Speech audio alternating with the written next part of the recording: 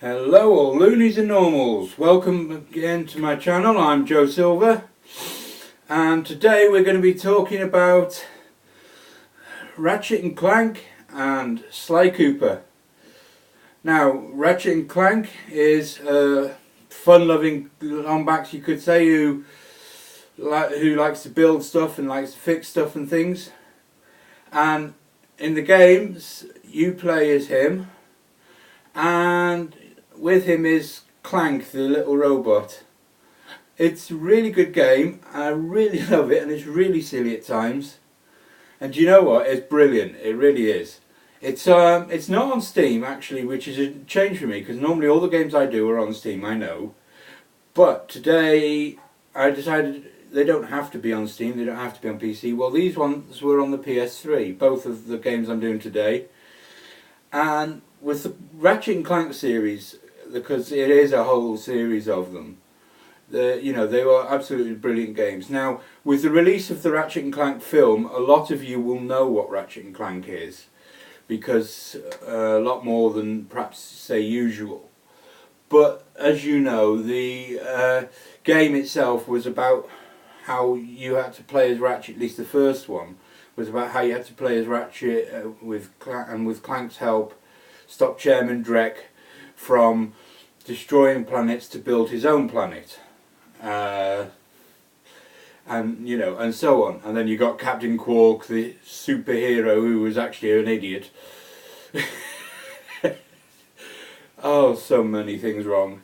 And then you got the second one, that was right, where Quark was the bad guy, because, alright, you didn't look like it, but he was. And then there was the third one, which was where things really started to get silly, because you had Dr. Nefarious, and so funny. He would do this thing where he would go "Quark," shout it really loud, and then he'd freeze, and you'd hear like these old soap opera type drama things. Oh Lance, oh Janice, those type of things. You'd hear that start playing through, like his brain is picking up the signal, like an aerial or something, and that would start playing, and they'd get some really silly ones with that, like oh Janice, I can't feel love. I was cursed by a tribe of gypsy ninjas. And it's like, what? Oh, it's so stupid. Some of the stuff is really funny. I'll be honest with you,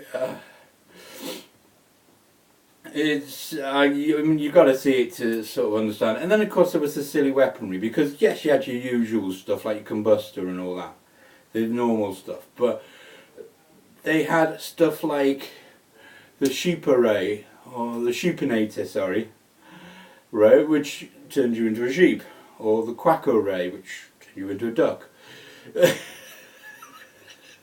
Yes, these are real weapons that are in the game. It was really silly stuff like that. But I mean, and like I said, and to be honest with you, talking of the film, I watched the Ratchet and Clank film, and I thought it was really brilliant because they stuck true to the games, and it was the same people who wrote the games who wrote the films, and it was the same people who acted in the games who acted in the films. So they sort of stuck to it really well. So I really enjoyed it. They really didn't ruin the game like films normally do. Normally when they try and make a film of a game, it sort of basically just is total pants, and you're like, that's got nothing to do with the game. Although saying that, a bad film doesn't usually ruin a game, but you know what I mean, they don't ruin it in that way. But they didn't here. They really stuck true to it, so it was really good, and I really enjoyed it. I had an absolute great time. I was laughing so much, and it was brilliant. But going back to the game series, they had all sorts happening, and they even had one where you had pirates in it and stuff, and all sorts. Quest for Booty, I think it was called. Yes, the titles did get a bit like that. Yes, they really did. It was so funny. And honestly, I played all the ones that there were on the PS3. I played all of them. I went through the whole lot of them, and I thought it was absolutely brilliant. And do you know, another good thing as well was when you completed the game, they had challenge mode, which meant you kept all the weapons from your first run, but the game was harder, because it was made harder because it was challenge mode. So you needed all those weapons, which is why you kept them. And I loved that about the Ratchet and Clanks. I thought they were absolutely brilliant. I really enjoyed playing them. I really did. And I can't think of any good reason for anyone not to play them. I mean, don't get me wrong, if they're not your cup of tea, they're not your cup of tea, but I can't see why they wouldn't be. They are just fun, silly little games that mean, you know, that everyone can enjoy. I mean, I'm 32 and I still play those games, or I still would if I still had a PS3. Anyway, on to the second games. That's enough about that. Let's go on to the second game. And the second game is Sly Cooper series. Now, Sly Cooper is a raccoon, and he's a thief. Well, let's be accurate. He is a master thief from a long line of master thieves. That's how he describes himself on the game. And your job is to go round, in the first one anyway, and get back the pages of the Thievius Raccoonus, which has been stolen from your family, Sly Cooper's family. And your job is to get those pages back and put together the book again so that it can be whole again, because people have stolen it. So you come up against bad guys, and you know, as you're going along, you have to face these bad guys. You have to beat them in boss battles and so on, and you have to get those pages back. And it's really it's done silly. Also, you know, you might say, oh, but that sounds like a terrible game, being a thief. It's not like that. I mean, he even says himself, stealing from ordinary people is no fun. There's, you know, and I agree. So, you know, you only steal, he says himself, he only steals from other thieves and sort of thing. And so, you know, but honestly, in the first game anyway, it's, the only thing I didn't like about the first game was it was less about sneak and peek and more about hitting people with a big stick. But then even that was done in a cartoony, kiddish way, and so it wasn't too bad. But it was a fun game. But from the second on, it is a lot more sneak and peek. You have to sort of sneak behind them and stuff, and pickpocket them, you know, and stuff like that. And it's really funny, like to get keys out their pockets so you can get into an area. And it's really funny. But the one thing I will say is that all the way through these games, you've got Inspector Montoya Fox chasing you. The relationship Sly Cooper has with her is hilarious. The little back and forths between the two of them whenever they meet is absolutely hilarious. She's always chasing him. It's so funny. But yeah, I think there was about 4 of those games altogether. I think yeah, there was only 4 of those games. There were not as many, unfortunately. But I played them all, and I thought they were absolutely brilliant games. I really enjoyed them. They were very cleverly done, very, you know, very fun to play. And again, they were not meant to be taken seriously. They were very silly in the way that they did things, you know. And with Sly Cooper as well, you got Bentley, who was supposed to be the brains. He was a little turtle or tortoise. I think it was a turtle. And then you got this big hippo called Murray, who's the brawn, you know. And he starts calling himself the Murray in the second one, I think. And speaking about himself in the third person all the time and stuff. And it is really funny. Oh dear, yeah. So, honestly, there's so much fun in these games. I mean, they had me laughing, you know, so much when I was playing them at times, because you just look and go, really? You know, because it was just like so silly. And I really enjoyed them, and I got really enthusiastic about them, as you can probably tell from my vlogging style.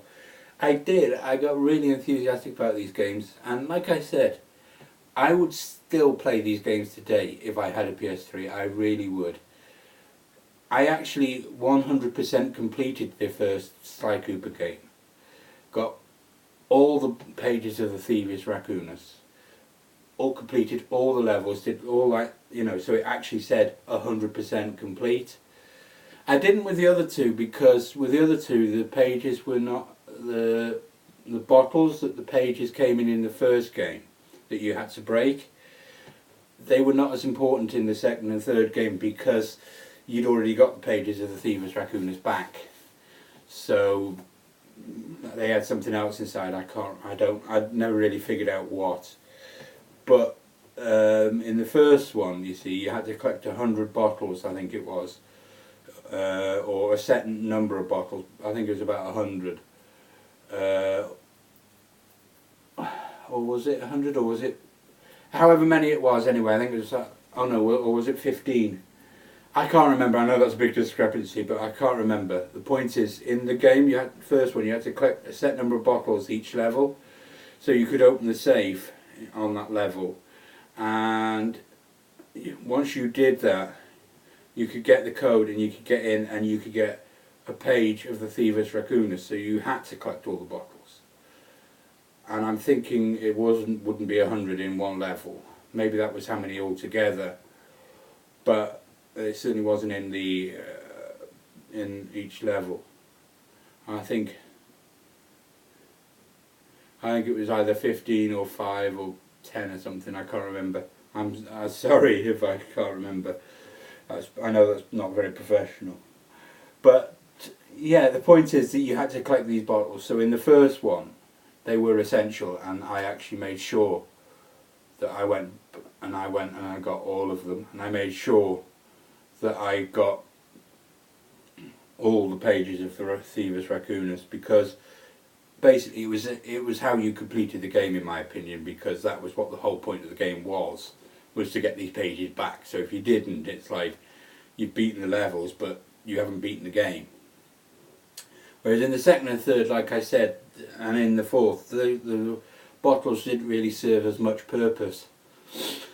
But I mean, the game certainly didn't take itself seriously, because the Panda King, who was one of the bad guys in the first game, he says, "I will fight you with my new style, fire, fu." That was what he said it was. It was this fiery kung fu, apparently. I don't ask me. But yeah, I mean, the point is, you know, I can only say again, I had absolutely amazing fun playing these games. I really did. And I would play them again today if I had them. I don't, because I don't have a PS3 anymore, but if I did, I would. So anyway, I think I've whittled on long enough. So if you've enjoyed what you've seen here, hit the like button, hit the subscribe button, leave me a comment below. Thank you so much for watching. Bye!